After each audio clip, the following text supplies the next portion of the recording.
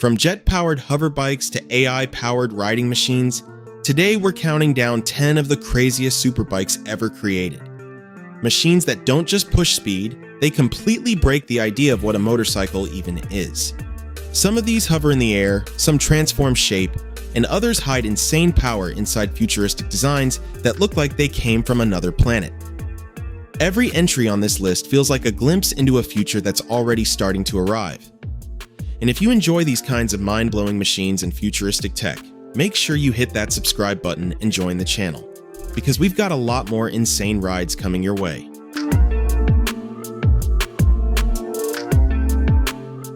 At number 1, we have something that feels less like a motorcycle and more like a glimpse into the future: the Volinaut airbike. At first glance, it still carries that familiar superbike posture, but everything around it tells a different story. Instead of wheels and asphalt, this machine lifts off the ground using compact jet turbines hidden within its frame. There are no visible rotors, no spinning blades, just raw thrust and controlled balance keeping it in the air. Built around a lightweight carbon fiber structure, it weighs only around 30 kilograms without the rider. Even then, it can carry a pilot of up to 95 kilograms. Despite its extreme design, the controls are surprisingly intuitive. The rider leans forward just like on a superbike, while subtle body movements and joystick inputs guide its direction. A flight computer constantly works in the background, stabilizing everything in real time. In terms of performance, it can reach speeds up to 102 km per hour for regulated use, and in ideal conditions, it may go as high as 200 km per hour. But this kind of power comes with limits. Flight time is just around 10 minutes, making every second in the air feel intense and focused. Refueling, however, is extremely quick, taking less than a minute. What makes it even more fascinating is how minimal it looks. No cockpit, no enclosure, just an open-air frame with a full 360-degree view, almost like riding a machine suspended in the sky. Of course, this level of technology doesn't come cheap. With a price tag close to $880,000, it sits firmly in the world of experimental luxury aviation. It's not just a bike, it's a question. What if riding didn't mean roads at all? At number 2, things start to feel a bit more practical. Like something that could actually fit into a future city skyline. This is the RTOR Sky Rider X1. Unlike the open-air jet-powered machines we usually imagine when we think of flying bikes, this one looks more grounded in reality. It's built like a compact scooter with a fully enclosed cabin, almost like a mix between a personal drone and a small urban vehicle. The real magic is hidden underneath. The Sky Rider X1 uses 4 retractable arms, and on each arm sits a pair of propellers, giving it a total of 8 rotors for lift and stability. When it's time to fly, those arms extend outward, and the vehicle rises smoothly into the air. On the ground, they fold back in, letting it behave like a reverse tricycle scooter. Inside, it's designed for just one rider, protected from wind and weather inside a closed cockpit. Control is handled through a mix of automated systems and manual input. It can take off, follow routes, and land on its own, but still allows joystick control when needed. Safety is clearly a priority here, with triple redundant flight systems, battery protection, and even an emergency parachute built in. In terms of performance, it can reach around 100 km per hour in the air, and stay up for about 25 to 40 minutes depending on the battery version. That might not sound long, but for short urban trips above traffic, it's actually enough to change how commuting could work. What makes it even more interesting is the idea behind it. A flying machine that doesn't try to be extreme, but instead tries to solve a real-world problem like traffic congestion. And with an estimated price of around $60,000, it sits in a category where this kind of technology starts to feel not impossible anymore.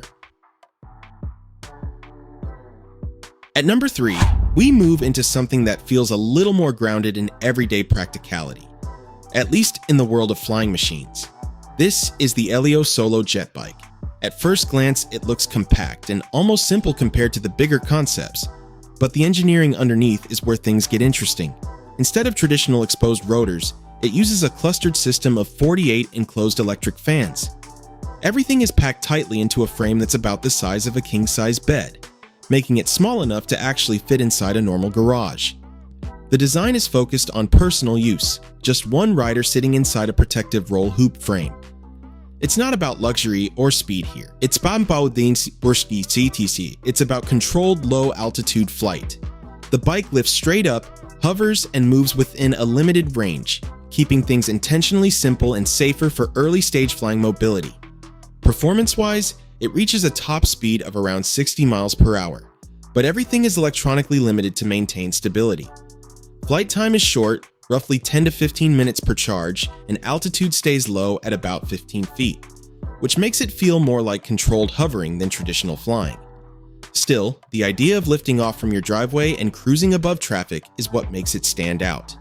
Noise levels are noticeable but manageable, similar to a loud industrial machine.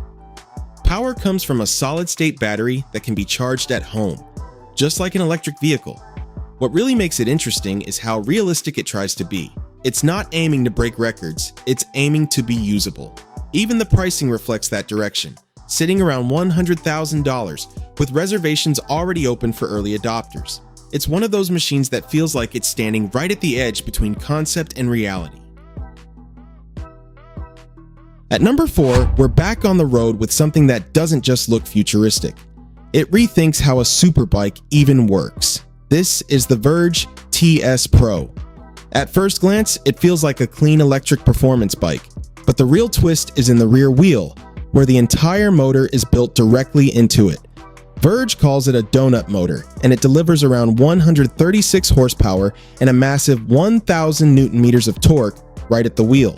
That means the power hits instantly, pushing the bike from 0 to 100 km per hour in about 3.5 seconds.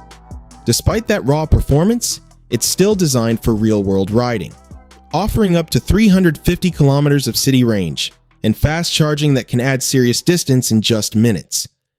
The tech side is just as advanced, running on a smart system called StarMatter, which handles ride modes, updates, and rider assistance features like traction control, regenerative braking, cruise control, and more. Even with all this technology, it still feels like a proper superbike with a strong road stance, wide rear tire, and solid weight of around 235 kilograms that stays controlled thanks to its electronics. And with a starting price of under $30,000, it's one of the more accessible high-performance electric superbikes out there. It's not just a motorcycle upgrade, it's a complete rethink of how power can be delivered on two wheels. At number 5, we're looking at something that feels less like a motorcycle and more like a glimpse into BMW's long-term imagination. This is the BMW Motorrad Vision Next 100. Unlike anything on the road today, it's a concept built around the idea of removing almost every traditional limit of riding. There's no conventional frame in the usual sense. Instead, it uses what BMW calls a flex frame, a structure that actually changes shape as you steer. At low speeds, it stays flexible for easy control, and as you go faster, it stiffens up for stability. The design also includes a self-balancing system, meaning the bike can stay upright even when stationary, removing one of the biggest challenges of riding. Instead of a fixed engine layout, the power unit is enclosed in a shifting structure inspired by BMW's classic Boxer engine, but fully electric and zero emissions. Even the aerodynamics adapt in real time, with parts of the body extending outward at higher speeds to improve airflow and protection. The tires themselves can adjust their tread depending on the surface, which sounds almost unreal, but fits the theme of constant adaptation. The rider experience is just as futuristic. There's no traditional dashboard. Instead, you get an AR visor that projects speed, navigation, and alerts directly into your view, while a smart suit with embedded sensors helps with navigation and safety warnings through subtle vibrations. Interestingly, BMW also removes the need for heavy protective gear in this concept, relying on built-in safety systems instead. Of course, this is not a production bike and has no price tag. It's purely a vision of what motorcycling could become in the future, where the machine, rider, and environment all work together more intelligently than ever before. At number 6, we move into something that feels like it came straight out of a sci-fi anime. And in a way, it actually did. This is the Yamaha Y/AI concept. originally created as a digital motorcycle for the anime Tokyo Override. It was designed with input from Yamaha engineers, who even provided real sound data from bikes like the YZF-R1 and V-Max to make it feel authentic on screen. But what makes it even more interesting is that Yamaha didn't leave it in the digital world. They actually built a full-scale physical model for display at major auto shows. The design itself is pure futuristic minimalism. One of the standout features is its spokeless, semi-transparent wheels that glow with a blue light when the bike is in motion, giving it a very cyberpunk feel. Instead of a visible engine, the powertrain is hidden inside the central bridge connecting the wheels, which keeps the entire structure clean and geometric. There are no production specs like speed or range because this isn't a functional bike meant for roads. It's a design study. It was showcased at events like the Bangkok Motor Expo and Parit Mobility Auto Expo, where it attracted attention more as an art piece than a machine. Yamaha hasn't planned any production or pricing for it, so it stays purely in the concept world.